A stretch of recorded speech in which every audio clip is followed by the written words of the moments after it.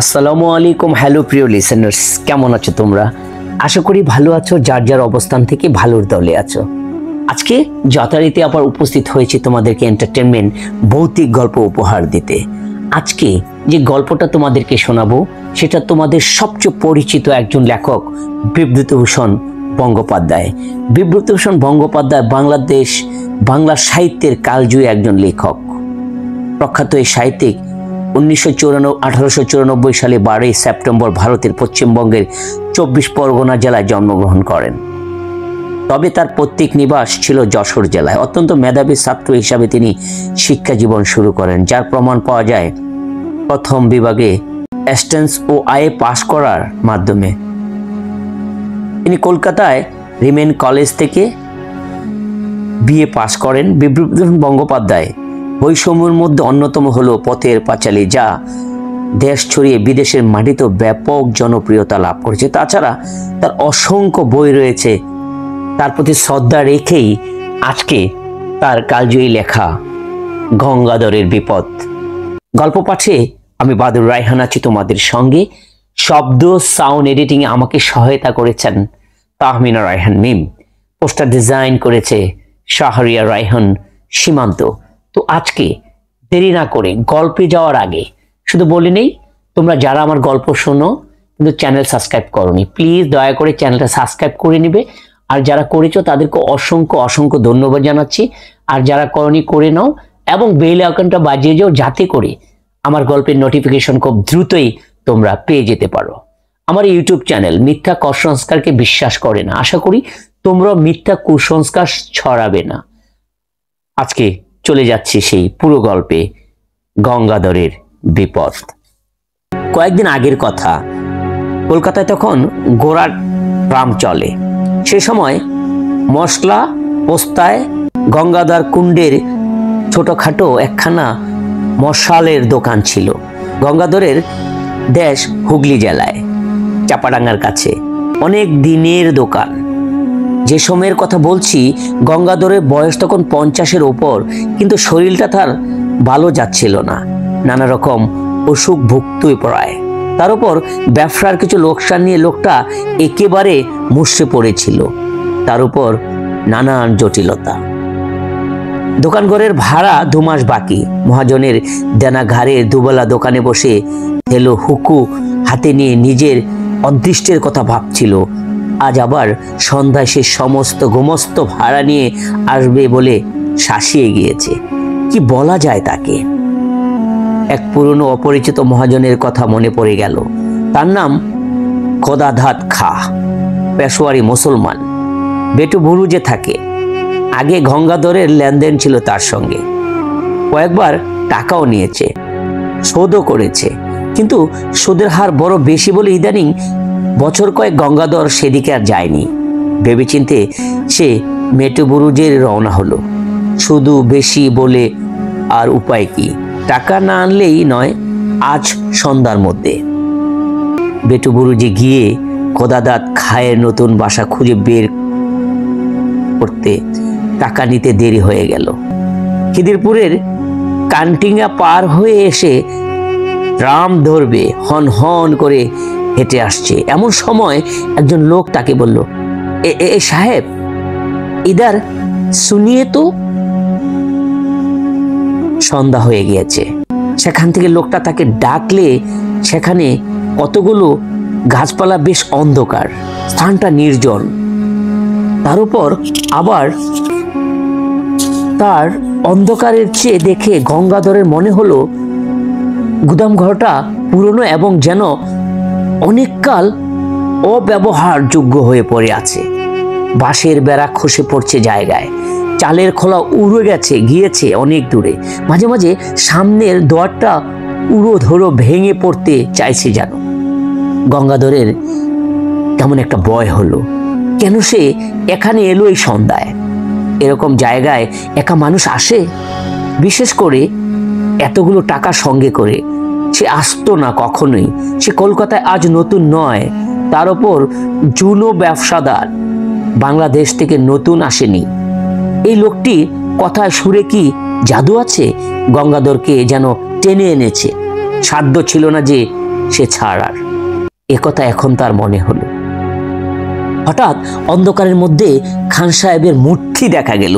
লোকটা যাওয়া আসা এমন নিঃশব্দ ও এমন অদ্ভুত ধরনের, যেন মনে হয় অন্ধকারে ওর চেহারা মিলিয়ে গিয়েছে, আবার ফুটে বেরোলো। কোথাও যে চলে গিয়েছিল এমন মনে হয়নি, পাকা আর ঝুনো খেলোয়াড় আর কি। খাঁ সাহেব দৌড় খুলে গুদাম ঘরে ঢুকলো। গঙ্গাধরকে খাঁ সাহেবের পেছনে যখন আসতে বললে, তখন ভয়ে গঙ্গাধরের হাত পা ঝিম ঝিম করছে, বুক টিপ টিপ করছে। এই অন্ধকার গুদাম ঘরের মধ্য দিয়ে নিয়ে গেলে লোকটা ওর ওই লম্বা হাত গলাটিকে ধরবে, কিংবা ছুরি বুকে বসাবে। সেই ফন্দিতে এতদূর নিয়ে যাচ্ছে বুলিয়ে। লোকটা চিন্তিত, জানতে যে তার কাছে টাকা আছে, অনুসন্ধান রেখেছিল। কে জানে খোদাদাত খায়ের লোক কি না। গঙ্গাধরের কপালে বিন্দু বিন্দু ঘাম দেখা দিল। একেবারে সে ভাবলো দৌড়ে পালাবে, কিন্তু সে বুড়ো মানুষ। এই জোয়ান পাঞ্জাবি মুসলমানের সঙ্গে দৌড়ে পাল্লায় তার পক্ষে পেরে উঠবে না, অসম্ভব। কলের পুতুলের মতো গঙ্গাধর গুদাম ঘরের মধ্যে ঢুকলো। আশ্চর্য, গুদাম ঘরের এদিক ওদিক দেয়ালটা যে একেবারে ভাঙা। গুদামের সর্বত্র দেখা যাচ্ছে সেই অস্পষ্ট অন্ধকার। এক জায়গায় দুটো খালি পিপে ছাড়া আর কোথাও কিছু নেই। মাকড়সার জাল সর্বত্র। অন্ধকারে দেখা যায় না বটে, কিন্তু নাকে মুখে লাগে একটা কিরকম ভাবসা গন্ধ গুদামের মধ্যে। মেসটা স্যাঁতসেঁতে, কতকাল এর মধ্যে যেন মানুষ ঢুকেনি। এদিকে আবার খাঁ সাহেবের কোথায় গেল? লোকটা দেখে থেকে যায় কোথায়?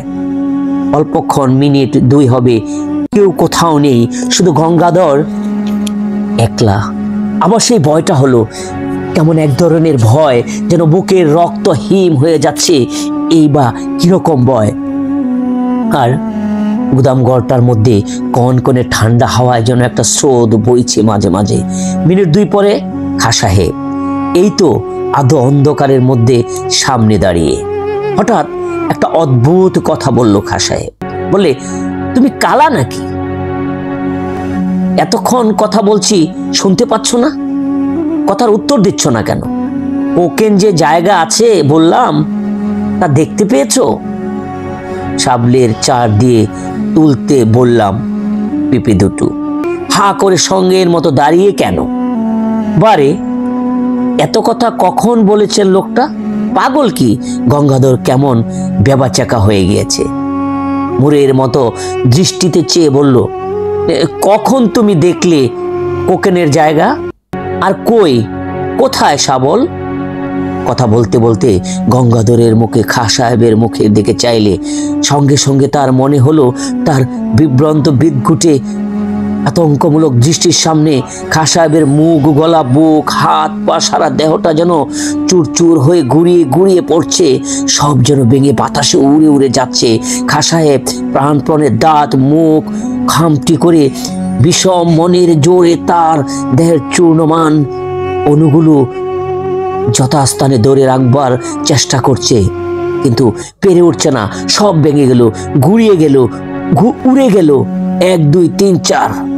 আর কোথায় খাঁ সাহেব? চারদিকে অন্ধকারের মধ্যে সে মিশে গিয়েছে। একটা ঠান্ডা কনকনে বাতাসের জাপটা এলো কোথা থেকে। সঙ্গে সঙ্গে গঙ্গাধর আর্তভরে চিৎকার করে গুদাম ঘরের শেষ সাথে মেজের উপর মূর্ছিত হয়ে পড়ে গেল। একটা দেশি বর কাছে কোথাও বাঁধা ছিল। তার মাঝিরা এসে গঙ্গাধরকে অচেতন অবস্থায় তাদের ঘরে নিয়ে যায়।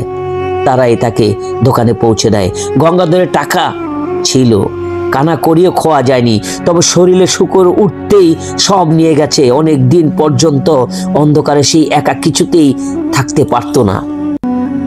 মাস 2 পরে মেটু বুড়ো যে খোদাদাত খার কাছ থেকে টাকা শোধ করতে গিয়ে গঙ্গাধর টাকা নিয়ে যাবার দিন কি ঘটনা ঘটেছিল সেটা বলবে। খোদাদাত খা গল্প শুনে গম্ভীর হয়ে গেল। খানিকক্ষণ চুপ করে থেকে বলল, সাইজি, ও হাল আমির খা চোরাই কোকেনের খুব বড় ব্যবসা ছিল। আজ বছর 15 আগের কথা। রমজান মাসে বেশ কিছু মাল হাতে পায়। তক্তঘাটের কাছে একখানা জাহাজ বেড়েছিল, সেখান থেকে রাতারাতি সরিয়ে ফেলে। জাহাজের লোকের সঙ্গে ছাই ছিল, কোথায় সে মাল রাখতেও কেউ জানে না। সেই মাসের মাঝামাঝি সে খুন হয়, কে বা কারা খুন করলে জানা যায়নি, কেউ ধরাও পড়েনি। তবে দলের লোক তাকে খুন করেছিল এটা বোঝা কঠিন নয়। এ পর্যন্ত আমির খাঁ ঘটনা আমি জানি না। আমার মনে হয় আমির খাঁ সেই থেকে ঘুরে বেড়াচ্ছে তার লাল বিক্রি করার জন্য। ওর পুরনো কোকেনের বাক্স এসেছে যোজকের ভোজা। তা বাবু, সে গুদমঘরটা কোথায় তুমি দেখতে পারবে? গঙ্গাধরের অন্ধকারের কথা দিয়ে সেখানে গিয়েছিল তা মনে নেই। মনে থাকলে সে যেত না। পথে হাসতে হাসতে গঙ্গাধরের মনে পড়ল পুরনো বাংলার গুদামঘরটা। অস্পষ্ট অন্ধকারের মধ্যে আমির খাঁয়ের সুখের সেই হতাশ আর অমানসিক চেষ্টা করেও হেরে যাবার দৃষ্টিতা।